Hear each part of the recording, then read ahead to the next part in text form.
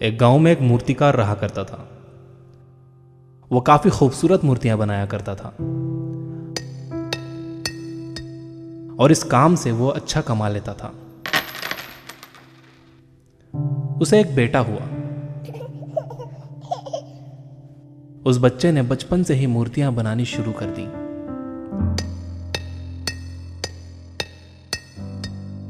बेटा भी बहुत अच्छी मूर्तियां बनाया करता था और बाप अपने बेटे की कामयाबी पर खुश होता था।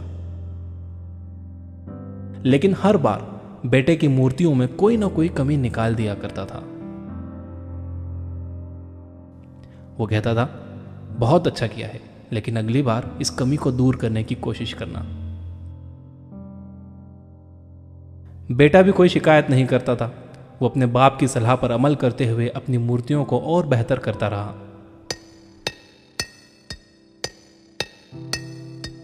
इस लगातार सुधार की वजह से बेटे की मूर्तियां बाप से भी अच्छी बनने लगी। और ऐसा टाइम भी आ गया कि लोग बेटे की मूर्तियों को बहुत पैसा देकर खरीदने लगे। जबकि बाप की मूर्तियां उसकी पहली वाली कीमत पर ही बिकती रहीं।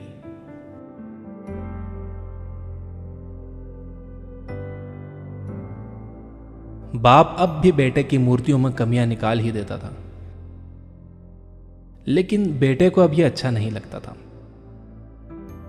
और वो बिना मन के उन कमियों को एक्सेप्ट करता था, लेकिन फिर भी अपनी मूर्तियों में सुधार कर ही देता था। एक टाइम ऐसा भी आया कि जब बेटे के सब्र ने जवाब दे दिया। बाप जब कमियां निकाल रहा था तो बेटा बोला, आप तो ऐसे कहते हैं कि आप जैसे बहुत बड़े मूर्तिकार हैं। अगर आपको इतनी ही समझ होती तो आपकी मूर्तियां कम कीमत में नहीं बिकती। मुझे नहीं लगता कि आपकी सलाह लेने की मुझे जरूरत है। मेरी मूर्तियां परफेक्ट हैं। बाप ने बेटे की यह बात सुनी तो उसने बेटे को सलाह देना और उसकी मूर्तियों में कमियां निकालना बंद कर दिया। कुछ महीने तो वो लड़का खुश रहा, लेकिन फिर उसने नोटिस किया कि लोग अब उसकी मूर्तियों की उतनी तारीफ नहीं करते जितनी पहले किया करते थे और उसकी मूर्तियों के दाम बढ़ना भी बंद हो गए। शुरू में तो बेटे को कुछ समझ नहीं आया, लेकिन फिर वो अपने बाप के पास गया और उसे इस समस्या के बारे में बताया। बाप ने बेटे को बहुत शांति से सुना, जैसे कि उसे पहले से पता था कि एक दिन ऐसा भी आएगा। बेटे ने भी इस बात को नोटिस किया और उसने पूछा, क्या आप जानते थे कि ऐसा होने वाला है? बाप ने कहा, हाँ, क्योंकि आज से कई साल पहले मैं भी इस हालात से टकराया था। बेटे ने सवाल किया, तो फिर आपने मुझे समझाया क्यों नहीं? बाप ने जवाब दिया, क्योंकि तुम समझना नहीं चाहते थे।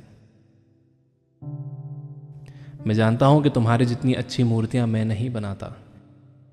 यह भी हो सकता है कि मूर्तियों के बारे में मेरी सलाह गलत हो, और ऐसा भी नहीं है कि मेरी सलाह की वजह से कभी तुम्हारी मूर्ति बेहतर बनी हो।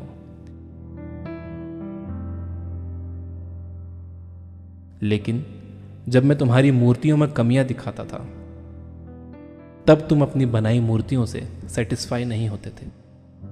तुम खुद को बेहतर करने की कोशिश करते थे और वही बेहतर होने की कोशिश तुम्हारी कामयाबी का कारण था। लेकिन जिस दिन तुम अपने काम से सेटिस्फाई हो गए और तुमने यह भी मान लिया कि अब इसमें और बेहतर होने की गुंजाइश ही नहीं है, तुम्हारी ग्रोथ भी रुक गई।